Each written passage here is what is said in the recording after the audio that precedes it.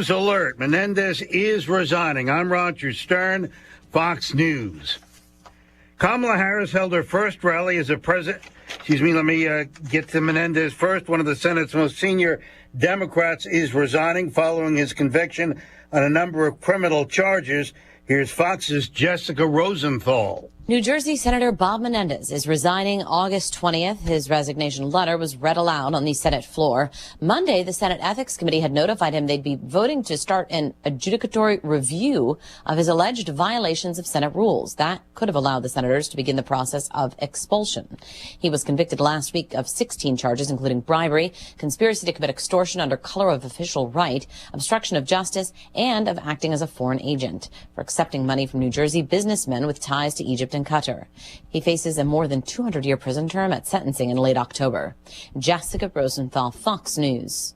Kamala Harris held her first rally as a presidential candidate, and she told supporters in Milwaukee that she's succeeding. So, Wisconsin, I am told as of this morning that we have earned the support of enough delegates to secure the Democratic nomination.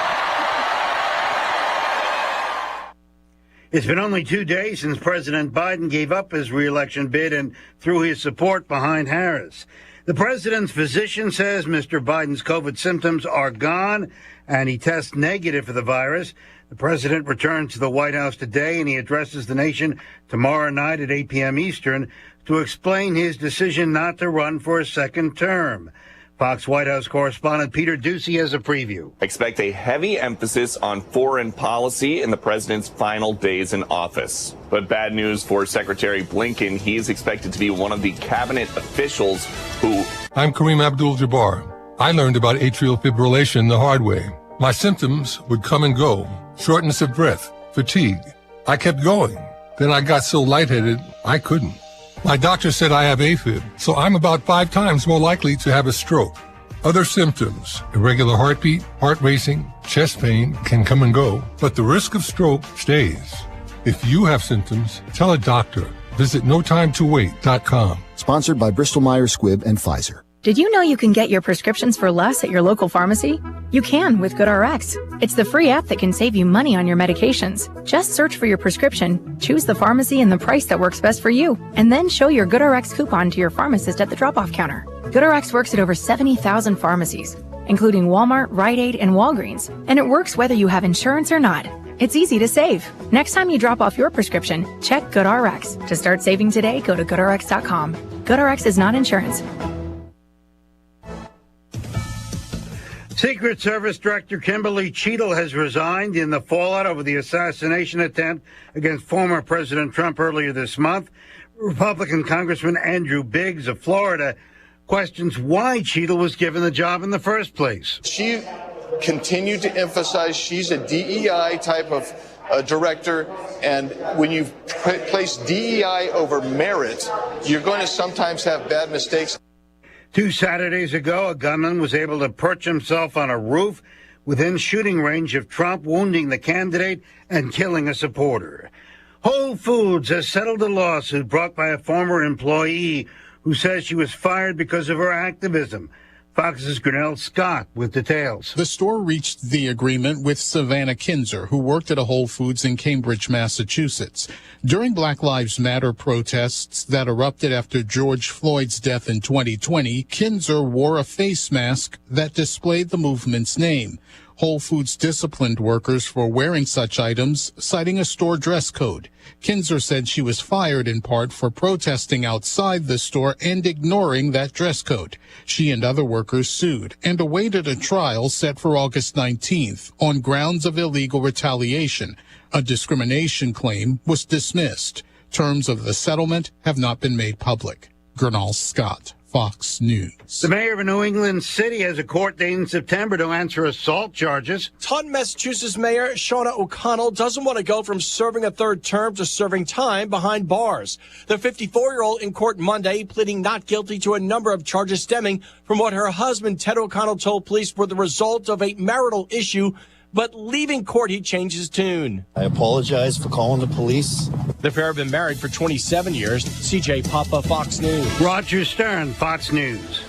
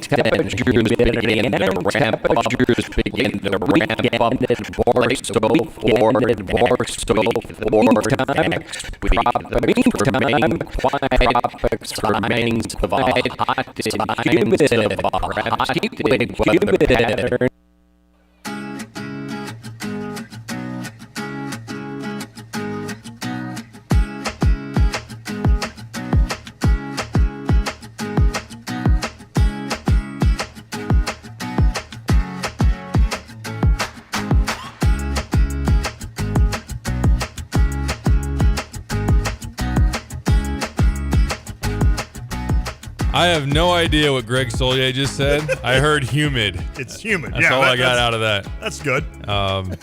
Yeah, apologies for that. Whatever happened with the weather there, but we'll hope to be more clear on this show over the next 2 hours. Hey, what's up? It's The Drive with Sam Piper, ESPN Radio 93.5. Derek Piper, Lante, Kyle Tosk, intern Jimmy Sebeski here as well. Yeah. Lon, what's up? How you doing? Sorry about yesterday. Hey, I'm doing well. I had a long drive back, so definitely feeling the wear and tear yesterday, but feel a little bit more fresh now. 12-hour drive from Augusta back home. Oh, my goodness. I got to know, how much college football have you played? Not enough. Not enough. I've played a few games, but because I keep hearing these two whine about how hard it is to play defense. So yeah, I had to play against the computer when I did fire it up in the Quality Inn there down at Augusta. I didn't get online or even try that. So I'm like, I'll play the CPU, and yeah, they score a lot, seemingly when they want to. I planned on playing last night, but my son Cade took a while to get to sleep. I actually probably passed out before he did. Yeah. We were watching The Sandlot, trying to get him to bed. And by the way, it's like his favorite movie right now. That's what you had said, or Kyle said. One of the pretty cool guys. Yeah, I mean, if there's something you got to watch, that's not the worst thing in the world, right? So, well, that's good. That's good. Peach Jam was good for you, I guess. Peach Jam was great. Yeah. You had a lot of great articles. I haven't had a chance to read the newest one. Is it Finish? Is that how they or Finish? Yeah, I would say Finish, but maybe Lewis in St. Louis can correct me. Yesterday I was saying Real Madrid. It's actually Real Madrid. Real Madrid. So, yeah, they're challenging us, the Illini Hoop staff, with pronunciations here, especially recently, dabbling even more into the international scene. And I'm even starting to question myself. Brad called KJ Kasparis as opposed to Kasparis. Oh, boy. And even heard another staff member down at Peach Jam say Kasparis. And I'm like, oh, man, do I have this wrong? You don't. Brad and I are in our 50s, Kasparis. and we call things just different names. I mean, you've worked with me for 4 years now, and you hear how I say things. So I think you're probably dead on. I would not go the route of Brad Underwood. We'll see. I just wouldn't do that. If KJ corrects me when we talk to him, then I'll obviously ride with it. But in the meantime, I'll keep going. You can keep going KJ for safe. Yes. And I'll do Kasparis Yakachonis, who, by the way, is going to play in the European event for FIBA this weekend. I know he's already out there doing some of the exhibitions, I think the friendlies that they like to say. But he's actually going to play against this Mika Myrinen, who I wrote about, the 6'10" Finland forward, who looks like a 5-star, should be immediately, and probably a future top 10 pick. Those two teams, Lithuania for Kasparis and then Finland for Mika, will play against each other on Saturday over there. Sweet. So look forward to catching some highlights of that one. I think they'll probably be on YouTube, but watching live would probably be 5 a.m. local time or thereabouts. I don't think I'm going to tune in for that. Okay, yeah. You can see the highlights, right? Speaking of highlights, our guy, Kasparis, or yep. those highlights that he had the other day, my goodness, he looks so comfortable with the basketball. You know how a guard, obviously the ball is like a product of the guard. It seems like, when they're that good, they just do everything they want with the ball. And the passes he was making, the penetration he was making, he's confident with his shot. He looks like a legit pro. I mean, now, I don't know if he was playing against, the Homer sixth grade, squad. I don't know. I mean, back in the day, that sixth grade squad was pretty good over in Homer when we took all of our talents around the area and put them together. But, I mean, I don't, I can't size the competition, but man, was he making some plays. And obviously, regardless of the competition, you still make shots. And that little step back three he's got is really good. And also the on the run kind of stop and pop three looks pretty good. Now, he could have missed 20 shots, and I only saw the shots he made. But when I see him in action, either at Illinois or in that highlight, you just get a sense for how good this kid could be and how good he's going to be. And when you think back to the days of Luther and D and Darren, and we always wondered, how can you have three guards on the court at the same time? How is that going to work? And we saw that it worked really well. And then I see this kid, and I think, well, Kylan's going to be with the ball in his hand a lot of time. Now this kid's going to have the ball in his hand. I mean, it was fun to watch him. And and you know me, I take a 2-minute clip, and I then determine whether or not the kid is the best player that's ever been. This kid looks like he's going to be really exciting for Illinois. And if he continues to play like this, you're going to have him for 1 year. Right. Yeah. Right? That is right now the full-on expectation, because as I said yesterday, in addition to Jonathan Givony of ESPN, you also have Sam Vecini of The Athletics, and pretty much all the major outlets that have done their 2025 mock draft have him as the middle of the first round type of guy, as a one and done. So he's the real deal. He's impressed just continuously at the end of his tenure there in Spain. The game against Hugo Gonzalez, who's a projected lottery pick, and then obviously someone that we're more familiar with, Igor Demin, who Illinois was recruiting and ends up at BYU. Those two are teammates, or were teammates, on Real Madrid, and then Kasparis went against them in that Spain final, and 29 points, I think he hit 5 or 6 threes. Like, he's got it all working for him. That's the thing. I think when I first started learning about him, I'm like, oh, this dude can really shoot it. Maybe he's just that bona fide guy from the outside who's a sniper who's going to hit a lot of threes. Maybe he's an off the ball guy you set up off of screens and whatnot. And then you start to see him pass. Then you start to see him do some things in the lane, and he's really crafty, and he can just hit step backs or floaters, those type of things.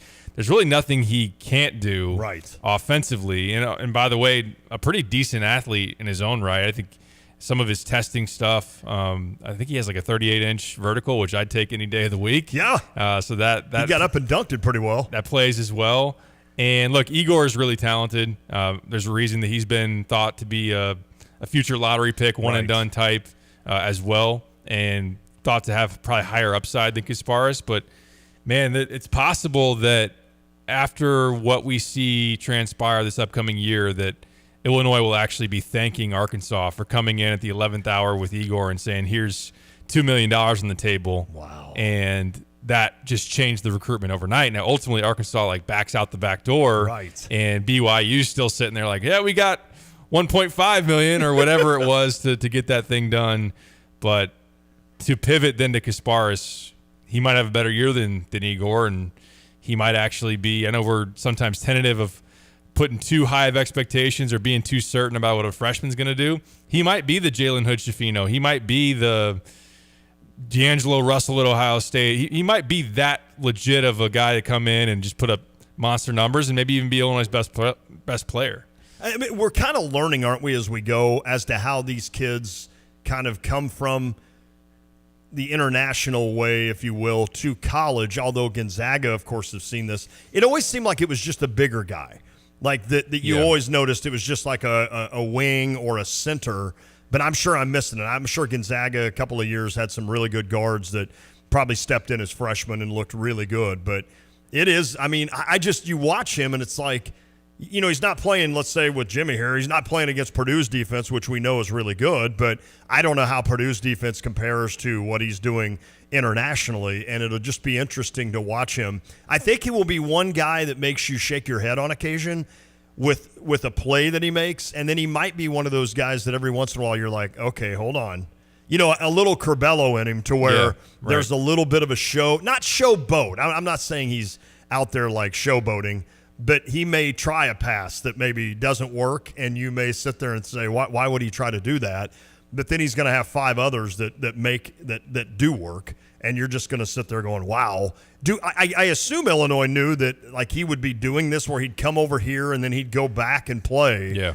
I guess that's pretty regular as well. Maybe it's just that because Illinois hasn't really had someone like that, I guess, or I mean, like I don't remember the boss man. I don't remember him going back overseas and playing and such, and the guys that they've had from international flavor. So is that I assume that's something Illinois is okay with, that he goes over and takes part in this stuff? Definitely, yeah. Now, admittedly, it's been within the last couple of years that I've gotten more familiar with the FIBA stuff, and I don't know if they've added events or it's just become more of a pretty stacked calendar where those junior national teams are playing pretty frequently. And maybe it's always been like this. Like you said, I think it does speak to just the caliber of talent that he is, because Illinois hasn't commanded that high profile of an international player that then would go back and play for their junior national team type. No knock on BBV, no knock on Georgie Matisse Facile and whatnot. No, that's a great point. But I think that's a difference. They were, to your point, they were aware of this. They knew that he was going to do it. And while, yes, it would be awesome for him to be here throughout the whole summer to continue to acclimate and play out there on the court at Ubben, I mean, you're not going to deny him the chance to play with Lithuania. And look, it's good competition over there. Like he's going to be. We're talking about Europe.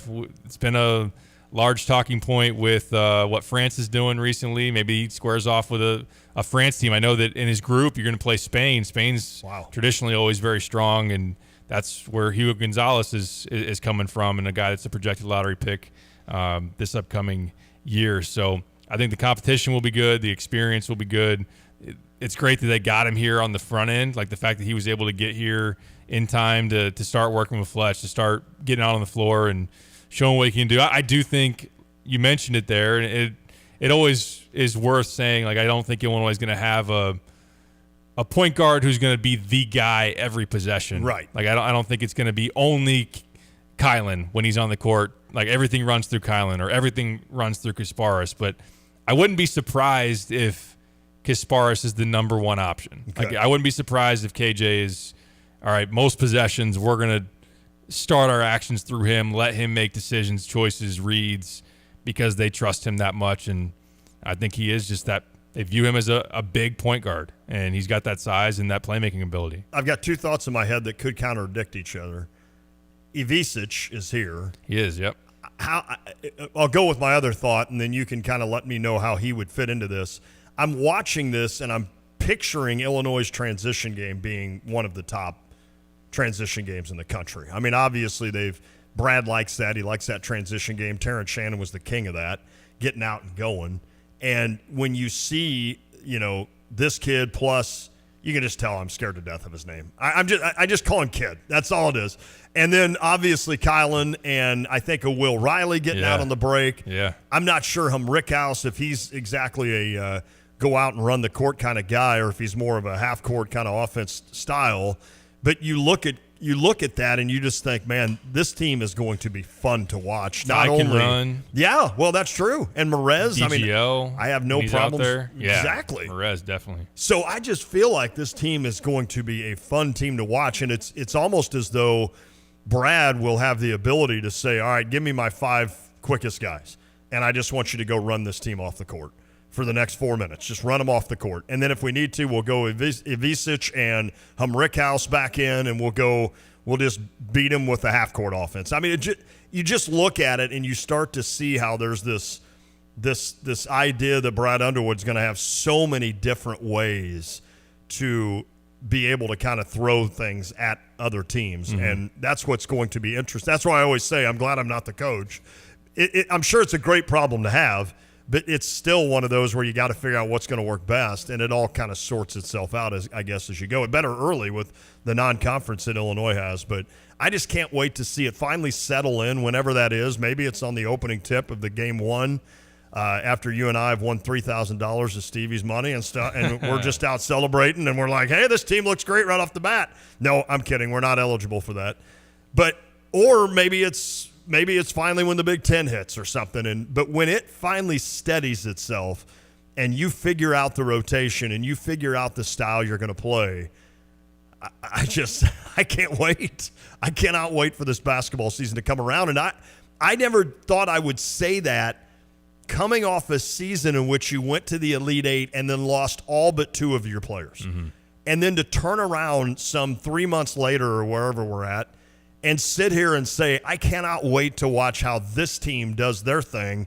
It just shows you how quickly they reloaded, obviously, and how it can be done now in college basketball. And I give credit to this staff for being able to do it, but the idea that it can be done that quick now is just monster, man. It's just fun. It's fun. Yeah, it's amazing. And those that maybe push back on the transfer portal, obviously you wouldn't have Terrence Shannon. You wouldn't have gotten him if you didn't have the current environment of the portal to be able to command that type of guy and bring him in. But also like getting to someone like Kylan, getting someone like Trey White, who I think is going to prove to be a nice piece for you. And then, yeah, I mean, the recruiting out there it's not really the prep scene, although Will Riley was playing some high school basketball in the States, but obviously from Canada, Nick Kasparis overseas. Just to have 2 freshmen who you're seeing on mock drafts in the first round as one and done. Illinois never had a one and done draft pick, and you got 2 potentially coming up next year, and just the full expectation. Yeah, whoever's having the draft party, like it will be maybe at the draft. Like they'll maybe Kasparis could be in the green room type of thing, or Will Riley could be in the green room. That just shows you how talented this roster is. So yeah, I mean, in terms of the style of play, they're definitely going to want to play fast.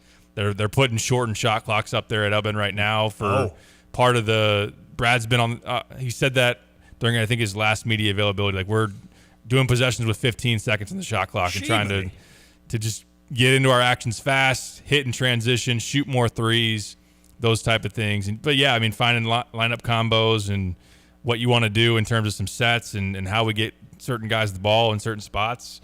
It's all really exciting. It gives you so many options. Yeah. But it's not going to McDonald's and having like I either want the chocolate cone, the vanilla cone, or if I'm getting fancy, how about the swirl? Ooh. No, it's like going to Baskin Robbins and like you can just have a million choices and what works together. Maybe the bubble gum doesn't go with the chocolate swirl, but yeah.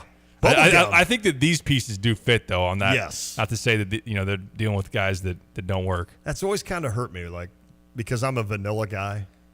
So it always kind of hurt me when I walked into like a Baskin's. And I'm just sitting there going, I could have any of this, and I'll just take a vanilla ice cream cone. And it's like, really, Lon? Like they're like, you know where you are, right? Yeah, like a spotlight comes out, and they're like, oh, we got another guy. You want some sprinkles on that? Like just something to spice it up? Can we do anything for you? I mean, we will throw the sprinkles in, right? Like we're not even going to charge you for that, dude. We just think that we don't want you walking out of here with that boring of a cone. We don't want that look on us. That's so true. All right, so I got a question for you and Kyle both. When the first time we get a chance to see this Illinois team that's not on Amazon Prime or Roku or Netflix or whatever. Apple TV+. I still don't have. Whenever we all finally get to sit down and watch this team in action for the first time, who's the one guy you can't wait to see the most? Whether it be that you're excited about him, whether it be that he might have the question marks. And I'll tell you what brought that up is when you mentioned Trey White. Because he's the guy that I now always forget. I always forget him. Who was it last year? There was always a guy I just continued to always forget, and then he was just really good. And I'd rip through about 7 names on Illinois' team, and I'm like, oh, and then this guy who's averaging 10 a game. But if there's one dude, because I know you're high on Trey White. I am. And Lucas and I were having this conversation the other day. We were doing the magical Stevie game of trying to figure out who is going to be in the starting 5. And I ripped off my starting 5, and he goes, so no Trey White? And I'm like, oh, wait, hold on a second. Derek really likes Trey White. I'm like, I don't know if we can do this without Trey White now in the lineup. So it doesn't have to be him, obviously, because I'm not going to sit here in full transparency. I'm not going to sit here and just like long to watch Trey White for the first time. I think he's going to be huge for this team. And I think in the end of the year, we're going to be sitting there going, man, I'm glad that we had him. But of all these guys, and even Kylan, like you've seen Kylan in college. Yeah. So maybe that lessens your idea of that you want to see what he looks like in an Illinois uniform. And I can even put this on Kyle to go first. Let's make Kyle go first. Okay, I'll put it on Kyle. I was actually going to say that. Yeah. Okay, Kyle, who is the one player that you can't wait to watch the most, and why? Like maybe there's a reason other than you're just really excited because you think he's going to be really good. I feel like you can take this question in two different ways. Like I think the two guys I'm most excited to watch are Will Riley and Kasparis, because I think those guys are the two most talented, and all the buzz has been about those two guys. But I'll give a different answer because I'm intrigued by this guy. I don't know what to expect from this guy. Big T, Thomas Lavavicic. Okay. I'm excited to see him because I think he's going to be a big X factor for this team, knowing that he's your only 7-footer. He's a guy that you've kind of relied upon to be your center, and there's been all this mystery around him this offseason of is he even going to get here, and now he's here, and we haven't gotten to break down a practice video of him in action yet. So I'm excited to see him and see what that 7'1.5", as Derek said, was the official measurement yesterday, looks like on the floor. And I think he could be – he's kind of a mix. He's not maybe going to be the best player, but I think he could be one of the most important. And I just have not seen him play before other than a couple overseas highlight clips. Yeah, and Pipes, before you go, I like what Kyle's saying there, because if he turns out to be really good, you're talking about maybe elevating this team even another notch, right? I mean, we look and see how good we think these guards are going to be, how good they are, really. And then you throw in a Will Riley, and you know that Rickhouse is a guy that can score in a lot of different ways, and you're excited about that. And Trey White has played on a big level already for 2 years in college, and you kind of understand what he can do as well. But then, like Kyle says, you look at a guy like Ivisic, and it's like, man, if he comes in and plays kind of a second, third team, I don't think they have third team Big Ten, but they do, yeah. Oh, they do. Okay, so if he kind of plays in that kind of parameter, man, how much better does that make this team? A lot. Yeah, a lot for sure. And you want to see that frame along with the fact that next month he'll turn 21 and that play out in the competition that we've talked about that he's gone against. And if you think about Illinois and having high aspirations, maybe trying to win the Big Ten, like you're going to have to hold your own at the 5 spot. Like Omar Ballo, dealing with him. And obviously Malik Renew is that front court tandem over there in Bloomington. You're going to have some dudes to trade pain and be physical inside, and also maybe step out and shoot it like Illinois had last year in Coleman Hawkins playing that stretch 5. And no Tomislav, even though he's huge at 7'1.5", 250, he does have that pick and pop ability and those type of things. So I think when you look at someone like that, when you look at Michigan with Vlad Gold, when you look at Maryland with Julian Reese coming back and go on through the Big Ten. And Purdue's 18-7. Maybe you want to punish Purdue this year. Yeah. Although we'll see what Jacobson looks like coming in as a freshman, and they can obviously go Trey Kaufman-Renn there as well, and you owe him a little bit. But yeah, no, I think that's a good choice by Kyle. I'm impressed by that one. I obviously know that the obvious ones are Will and KJ, and I think deep down for me, KJ is probably my number one. But I can make a case for Kylan. Okay. And I'm a little biased because he's the hometown kid, and I'm from this area as well. But I want to see what that looks like for him, if he's reinvigorate, if that's the word to use, re-energized, remade. I wrote an article. I think I'm having that in my mind as well. I wrote one over the weekend. I got a chance to talk to him, his dad, it was good. Jeff Alexander, and just talking about him trying to – he said it, I want to change the narrative about me. You know, there's talk coming out of Arizona that, you know, maybe he wasn't as fully focused on basketball as he should have been. His habits weren't as good as they should have been. And he has some knocks, even though he's got a lot of useful experience coming back home. And what is that new version of Kylan, a former 5-star, a former Team USA guy on the junior national team? What does that look like going into year 3, where we're talking about some of these young guys who are coming out, 5-star for Will, KJ doing what he's doing internationally. Kylan's been it's a different origin, but been through some highly hyped high school times. Sure. Now he's taking his lumps, even though he's had some high ends, like the Duke game last year. And what's that new Kylan Boswell look like? Can he be the leader of this team? Can he take the court there and be the leader for Illinois, which I think they're going to need, right? And be a veteran presence, which I think they're going to need. And look, I mean, you've had some of these coming home stories work successfully. I'm not saying he's going to be Terrence Shannon coming back to his home state, but Ravonte Rice showing up as somebody that came in and really thrived. Wish he had a better team around him to do some more damage. But I'll be really interested to see what Kylan looks like, finally putting on the orange and blue, being back in his hometown, and I could make an argument for him being the number one. I like that. And just don't forget, he's young for his age. Still 19. So as a junior. He essentially is finally maybe playing against guys his age. Does that make sense? And as good as he was, even at always being the younger, now that he can like step in as a 19-year-old and be a legit, like what would be a sophomore, yet already having 2 years under his belt in college basketball, I think that makes a big deal too. Or not only physically, which he has, but mentally too. I think that can make a big impact on his game. I love how it's all just coming together. By the way, Ray Rice, strongest Illinois basketball player ever. Man. I know there was, Big George Montgomery back in the day. That's Sure. a lot of guys will go back on that. But like pound for pound strength. Oh my type of thing. goodness. He's an ox. Like right when you said Ray Rice, I pictured just how big he was. Muscular, just torn. And you're like, man, how strong was that dude? He could have gone out and played for the Illinois football team. He was a really darn good running back at Centennial. Didn't you hand the ball to him? Yeah, I did. Post Michael LaShore. Man. And probably could have maybe even played Big Ten football like Michael did. Yeah. But yeah, 19 a game for him his senior year at Illinois. Jeez. Good rebounder. The shot against Mizzou. Yeah, that was always fun. Epic. I mean, those are fun. I liked your answers. Who are you picking? I think I'm going with Kasparis because from what I've seen already, and I think for me this will be a nice little wake-up call to say, okay, well, those, again, not that I don't trust that they play really good competition. Heck, you just ripped off 2 or 3 names of guys that he's playing against that are going to possibly be lottery guys. But I'm just anxious to see how that translates into the college game, if you will, and maybe it'll translate to where this game is just so easy for him, and he makes it look easy this entire time. I think it's got to be him for me.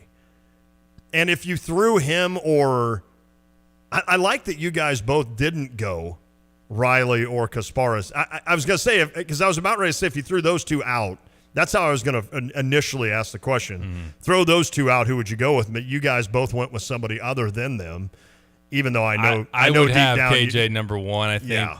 deep down. But, yeah, just to be a little different. It's just that's what's going to be so cool about this. And I think it was Kyle that brought up Midnight Madness. And that kind of I feel like it ran its course here and just kind of like died down to the point where it was like, I don't know if it's really. Of course, we didn't really, John Gross era didn't really exactly have a lot of guys that you just Right. couldn't wait to show up and see, minus Myers and Jeremy Richmond. I think that was Gross. Was that right? Yeah. But like this would be the year for a Midnight Madness because you could literally make a case for all of these guys. Like Rickhouse. You can make a case for how you're excited to see how that translates from a kid that played in the Missouri Valley and a kid that started out in NAIA to where he is now. And you know why? Because you think of a guy like Dalton Knecht from Tennessee. Now, I don't picture Rickhouse as a top, a first-round pick in the NBA by any means. And was it Dalton? Yeah. He's not at that level, let's be honest. But yet you wonder, like, how will his game translate to where Illinois fans will just really like him because he can hit from the outside. He can also go in and mix it up if he needs to. He's smooth with the ball, etc. Trey White, the guy you talk about that I forget all the time, and he could come in here. He was coming out of high school, a guy that we would have been ultra excited to get then. So you could make a case for him coming in. Marez Johnson, I've told you before, I mean, this is a kid that if you didn't have everything else going on with the portal and all of this other stuff, we would all have our eyes on Marez Johnson this year saying, all right, this is a kid that early in his career or early on when he was a young man said, I'm going to Illinois. And he's stuck by it. And there's something to that, right? And, I always talk about that with like guys like Coleman Hawkins and the fact that, don't come up to me and badmouth Coleman, because I feel like he gave Illinois everything he had and just continued to get better, never left. I know he had his own quirks. There's no doubt about it. Some funny, some were interesting. But a guy like Morez Johnson that, has labeled or basically has put Illinois as his team forever, and now he's here. And if you didn't have some of these other guys like Avicic and Humrickhouse and some of these other guys that, like this portal era, Morez could very well be your starting center as a freshman. And I just can't wait to see him and how he does. We saw what Dre did last year in the NCAA tournament. You feel like he's just going to continue to get better, especially like defensively. You wonder if Ty Rodgers is going to hit that outside shot now and how much he improves.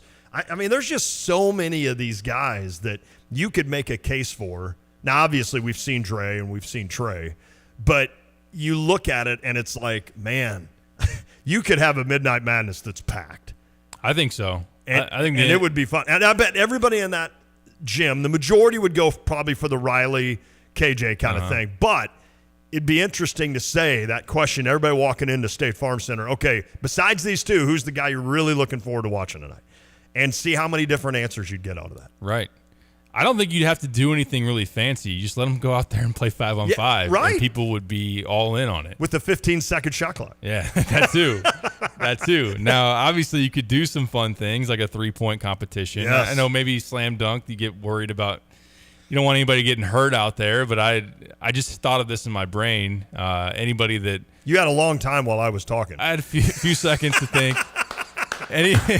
He wrote another article for Illini Inquirer while I was talking there. Right. I don't know who wants to steal this idea, but if you could like wheel out a mannequin dressed as Hunter Dickinson and then dunk on him, like that's a 50. Like that's an automatic 50. Like let's just have some fun. Let the fans come out and learn 10 new guys. Yes. But also just show their excitement for a super talented team. Maybe you get Io down. It's an easy drive from Chicago. Maybe how cool would that be? Depending on what Terrence's schedule is, like you can make it fun. And I do think it's, we talked about it. They're different events, obviously. The right time to, light up the UC again. Yes. And get a game back in there. It's different, but I think a Midnight Madness would be. I think it would hit. And I know that you always usually have the women's team as well. Yeah. And it's not like a women's team that wouldn't draw some interest as well. I mean, they just won the WBIT and a squad that should be thought to have some expectations and maybe a return to the NCAA tournament this year. Agree. Totally agree. That would be fun. We went way heavy there, didn't we? We're burying the lead. It's I know. It's media day, right, for football. We're blowing way past football season, which hopefully Brett Bielema and company give us a reason to hang on like they did in 2022. Yeah. Hold on to football season as long as possible. And not that you can't still get excited for basketball, but yes, Big Ten Media Day underway. It's media days now. It's not just one. Right, There's right. Three over there in Indy. It's crazy. But Bielema led off the coaches as far as the podium today, and we'll play you what he had to say. A long opening statement there in Indianapolis. Only had time for one question. Is that right? Because his opening statement was that long. Coach. But where does he rank now in terms of will this be his fifth season? Fourth season. Yeah. Because that was like Michigan State's got a new coach. Indiana's got a new coach. Right. How long's Ryan Day been at Ohio State? Is it probably longer than I think? You don't have to look it up. I'm sorry. I want to. Harbaugh's gone. Like 6 years since Urban Meyer. Yeah, left. that's probably true. Michigan's got a new coach. Walters, he's got years on him. He's got years on Matt Rule at Nebraska. It just would be interesting going into his fourth season where he That's sits. kind of crazy. When you start Fickle, you got Rule, you got Walters. The who were all new Northwestern last year. Yeah, coach Braun is new. Right. Braun, yeah, I couldn't think of his name. This would be year 6 for Ryan Day. Okay, so, and of course you got Kirk Ferentz in year 64. Yeah, right. Right. Still looking pretty good. Kirk, I've always said, man, I bet he was a good-looking dude back in the day because he still wears it well, right? I mean, he does. Hey, 217 said vanilla ice cream is like going into a coffee shop and ordering a black coffee. That would be me. That's what I do. You're in Starbucks or whatever. It's That's literally what I do. Take a black coffee, Black please. coffee, yeah. And then last thing, and then we will go to break. I promise, Kyle. I asked you guys a question. Bill brought up this interesting about I had mentioned last year's Elite Eight run and everything. He said that 30-0 run soured last season for me. It didn't ruin it, but it lessened it. Did it ruin it for you guys? I'll tell you what ruined it for me was when the pairings came out. When they showed UConn as the number 1 overall, and about 2 minutes later, Illinois pops on the screen. I'm like, well, there's the end of a Final Four run. I'm sorry. That's just how good I thought UConn, and they proved it again, how good they were. I thought, well, as far as Illinois can get is the Elite Eight because you're not beating UConn. 30-0 run or not. Yeah, I mean, 30-0 was ugly. Don't get me wrong. And it unfortunately was an anticlimactic ending to a really nice season, but the destination is what I always remember. Like we say, that's an Elite Eight team. That's a Final Four team, those type of things. And I think also knowing the status of that team, they beat everybody over the last 2 years by double digits. Like nobody came reasonably close to actually beating that team. So they were just a special kind of dominant. Yes, 30-0 is a different level of said dominance, and also Illinois looked not very competent during that stretch of basketball. But no, I don't look at it any differently, really, because I don't think Illinois – I didn't expect Illinois to beat UConn, and they didn't. Right. And it's not like, okay, UConn then the next round, like Loyola did, they lost to Oregon State. So, like, there was some like – the seas were going to part if you won that game, and then you're hoisting the national title. Like, yeah, I mean, if you beat UConn, you might have won the national title. But yeah, there's no doubt. UConn was not a fluky team. They were that good. They beat everybody by a lot, and I don't look at it any differently. Honestly. A lot. Kyle? Bielema is the 6th longest tenured coach in the Big Ten. Are you serious? Behind Ferentz, James Franklin, Ryan Day, Mike Loxley, Greg Schiano. Wow. That's crazy to think. Of course, does USC, UCLA, they got new coaches? They all have new less coaches. than Brett Bielema. That's crazy. That's crazy. Well, there you go.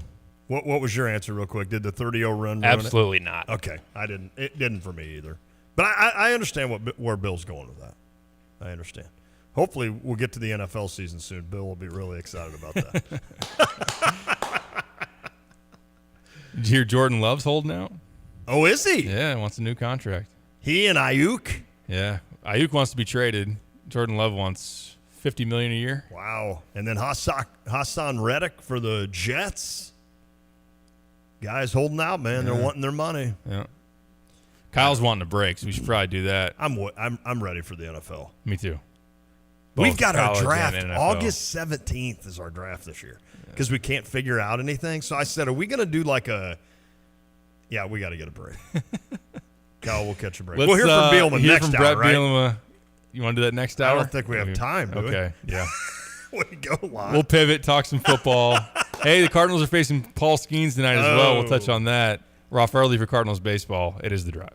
Sticky nights and stuffy rooms making it hard to enjoy your home during the summertime? Call Dogtown Heating, Air, and Plumbing to make sure your air conditioning is working at its peak performance. Tune up your AC by joining the maintenance program and get all the perks it has to offer. Call Dogtown to come out for a no-cost quote to upgrade your system today with a Lennox high-efficiency system that will be sure to save you money on your energy bills and let you relax comfortably. Call 217-841-4728 or visit dogtownheatingandair.com. Dogtown Heating, Air, and Plumbing, your home's best friend. At ABC Heating and Air, it's our promise to help you always be comfortable.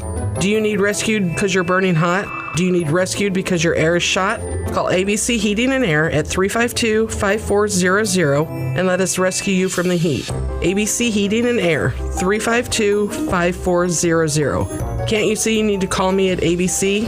Call ABC Heating and Air. That's ABC Heating and Air, 352-5400. At Pards and Urbana, the boots just keep on coming. They're known for their huge collection of men's cowboy boots, women's cowgirl boots, kids' boots, and even shoes. If you're searching for top footwear brands, look no further than Pards. They carry a wide variety, including Ariat, Dan Post, Smoky Mountain, Roper, Double H, and more. And if socks or accessories are what you need, they've got all your high-quality essentials. Since 1968, Pards has been serving their customers with high-quality merchandise. And if you haven't been to Pards in a while, a lot has changed. Go check them out just off University Avenue in Urbana. PDR Automotive has now been serving the Champaign-Urbana area for over 50 years. To give you some perspective, 50 years ago ended the U.S. involvement in the Vietnam War, and it was when Secretariat won the Triple Crown. So what does that mean for you and your vehicle? Whether you need a carburetor overhauled or your new vehicle computer system diagnosed or programmed, PDR Automotive has the experienced, knowledgeable staff that can handle all your automotive needs. Online at pdrauto.com, they are what's best for your truck or car. They are PDR. Tim Onstad, Dixie Chopper and Dedicated Diesel. How about my Dixie Chopper? Got any deals? Yeah, I was in one of the farm stores yesterday. I won't say their name. And I saw a Husqvarna mower for $6,500 zero turn. I guarantee I can get you on a Dixie Chopper, the king of zero turn mowers. Much better quality for at least $1,000 less. And plus you service it. Yes, Andy and Jeremy will service them right there in Urbana and take care of you. Walk through that process of getting a new Dixie Chopper. You go in and see Andy, and he'll lay it out for you, the prices. There is financing available. There are various discounts for first responders, veterans. It goes on and on. We'll get you in one, get the right price. Andy will take care of it. You can call Andy at 217-328-0562. Visit him at 1313 Triumph Drive in Urbana. You've changed thousands of diapers, played hours of peekaboo and duck duck goose because you do anything for your kids. That's why it's so important to protect them with life insurance from State Farm. State Farm agent Kurt Lenschow will help make it easy and affordable to help you protect your family no matter what the future holds. Because for the people you do anything for, life insurance could mean everything. Call State Farm agent Kurt Lenschow in Champaign-Urbana today. Like a good neighbor, State Farm is there. Your favorite Mexican restaurant, El Toro on West Springfield in Champaign, is still open 7 days a week despite the construction on West Springfield. If you're craving those mouth-watering Mexican dishes, just enter from the east. When you see the barricade at Springfield and Kenwood, look for their special driveway. It'll guide you straight to El Toro. El Toro will be serving up your favorites all through the construction for the next 5 months. Open daily and ready to welcome you. El Toro, your destination for authentic Mexican cuisine, even during construction. Ow! A spring just hit me. Mom, the couch is broken again. It's about time we get rid of that clunky couch and look into buying a new one. What about Two Men in a Junk Truck? Their professional moving team does a great job assisting with downsizing, home renovations, and clearing out old items you need hauled away. Wow, it sounds like it'll make much more space in this house once the couch is hauled away. I just pulled it up on my phone. You can schedule an appointment online at twomeninajunktruck.com. Illini family, this is Director of Athletics Josh Whitman. As we celebrate 100 years in Memorial Stadium, we are offering special prices on single-game football tickets for a limited time. Until July 29th, tickets will be the lowest you'll see all season, and that is our Family First promise. Don't miss out on Homecoming, Dad's Day, and our rededication of Memorial Stadium versus Michigan. Lock in the lowest price for your tickets before July 29th at fightingillini.com. ILL.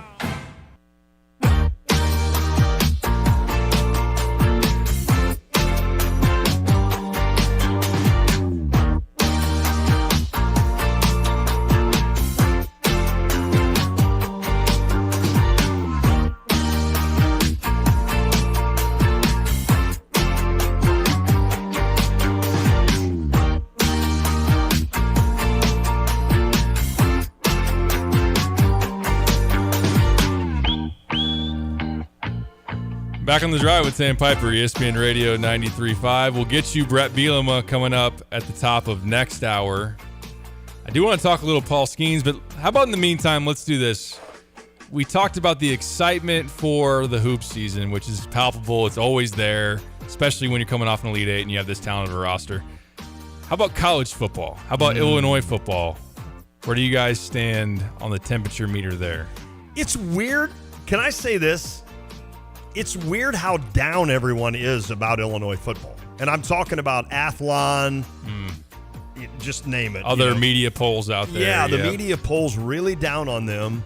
I read one today on 24/7 about overrated, underrated after they kind of figured out where they were, and I thought, well, maybe Illinois will be underrated, but they said overrated for picking them 13th, and I'm like, wow. I mean, I don't have dreams of Illinois finishing in the top 8, let's say. Right. But I would say 13, 14 is about probably, I guess, where they should be. But everybody's down on the quarterback, on Altmaier. And it's almost like it's almost like I went to bed one night and I missed the message that went out from the government to everybody saying, hey, by the way, we hate Luke Altmaier now. And so if you write about him, you got to just say he's horrible. Because it seems like now everybody writes about him. He's like, And then like in this same article, they're talking about an Indiana quarterback that transferred from like some lower division and how good he's going to be. I'm like, you don't even know that. Altmaier at least has a year in the